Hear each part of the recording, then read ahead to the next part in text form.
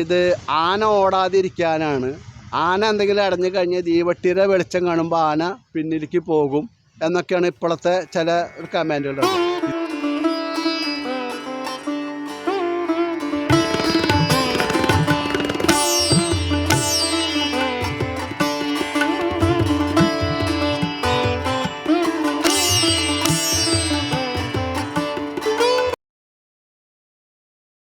നമസ്കാരം.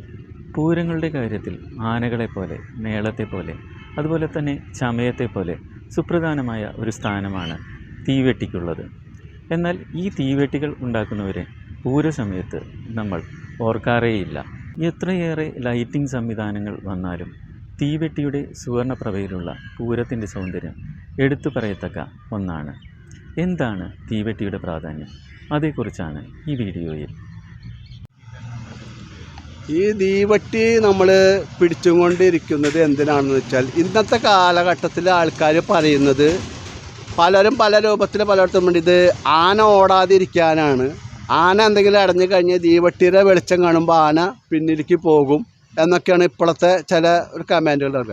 ഇതിൻ്റെ സത്യാവസ്ഥ എന്താണെന്നുണ്ടെങ്കിൽ, പണ്ടത്തെ കാലത്ത് വെളിച്ചങ്ങൾ എന്ന് പറഞ്ഞ ലൈറ്റ് അറേഞ്ച്മെൻറ്റ് സംവിധാനങ്ങൾ ഒന്നുമില്ല. ആ ഒരു കാലഘട്ടങ്ങളിൽ ഇങ്ങനെ പൂരം കാര്യങ്ങൾക്ക്, പറക്കൾക്ക് പോലെ ഭഗവാന്മാർക്ക് രാത്രിയുള്ള സവാരിക്ക് പോണതിന് ഇതിന് വെളിച്ചം കിട്ടാൻ വേണ്ടിയിട്ടാണ് ഈ തീവട്ടി എന്നുള്ളൊരു സംവിധാനം ഉണ്ടാക്കിയിട്ടുള്ളത്. അപ്പോൾ അത് പലതരം തീവട്ടികളുണ്ട്. ഒറ്റപ്പന്തമുണ്ട്, 3 പന്തമുണ്ട്, അതേപോലെ തന്നെ കയ്യിൽ തണ്ടയിൽ പിടിച്ചു പോകുന്ന അതുണ്ട്. അപ്പോൾ ഓരോരോ പറകൾ കാര്യങ്ങൾക്ക് വൈകുന്നേരത്തെ ഇതിന് പോകുന്നതിന് വേണ്ടിയിട്ടാണ് ഈ തീവട്ടി അല്ലെങ്കിൽ നിങ്ങളുടെ ഒരു സംവിധാനം ഉണ്ടാക്കിയത്. അതുകൊണ്ട് ഇപ്പോൾ ആൾക്കാർ പറയുന്ന പോലെ ഇത് ആന ഓടാതിരിക്കാനോ അല്ലെങ്കിൽ വെളിച്ചം കണ്ടിട്ടുള്ള. പിന്നെ ഇതിലുള്ളൊരു പ്രത്യേകത എന്ന് പറഞ്ഞു കഴിഞ്ഞാൽ, പണ്ടത്തെ കാലം ഇപ്പോൾ LED ഇതൊക്കെ ഇപ്പോൾ എല്ലാ മാറ്റങ്ങളും വന്നു. പണ്ട് ഇത് ആനയൊക്കെ തലകെട്ട് കെട്ടി ആ കോലൊക്കെ വെച്ച് കിട്ടുമ്പോൾ ഈ വെളിച്ചത്തിൻ്റെ ഒരു പ്രകാശം കിട്ടുന്നതും ഇന്നത്തെ ലൈറ്റ് അറേഞ്ച്മെൻറ്റിൻ്റെ പ്രകാശം കിട്ടും. നിങ്ങൾ ഇപ്പോഴും പലരും ശ്രദ്ധിച്ചാൽ അത് മനസ്സിലാക്കും.